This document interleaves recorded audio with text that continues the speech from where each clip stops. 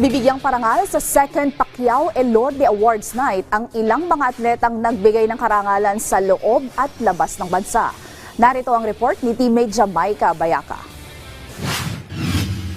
Star-studded at sobrang lati night. Ganyan kung abangan ng gabi ng pagpaparangal sa ilang mga bigating atletang Pilipino sa taunang Elorde Awards. Mahigit 20 years nang ginaganap ang event na ito sa Pilipinas, pero sa ikalawang pagkakataon, nagsanib puwersa ang Filipino boxing icon Manny Pacquiao at ang Elorde family para pangunahan ng programang ito. Sa isang press conference, sinabi ni Liza Elorde, COO ng Johnny Elorde Management International at boxing promoter and manager, na isa itong paraan sa pagpapahalaga hindi lang sa mga Filipino professionals at amateur boxers, kundi pati na rin sa buong Philippine sports.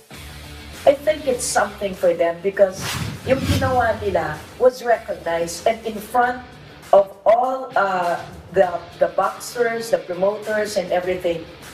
I think it's something for them that they are feeling honored. And minsan lang mangyari, di ba? Hindi naman, there are no really awards giving bodies na meron tayo dito sa Pilipinas except for that awards night which we have been doing for the past years.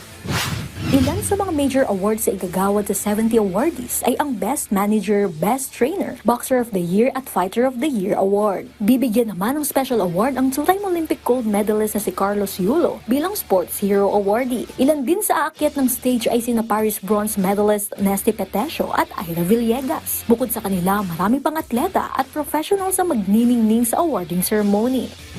We are expecting a lot of former world champions na dadalutin.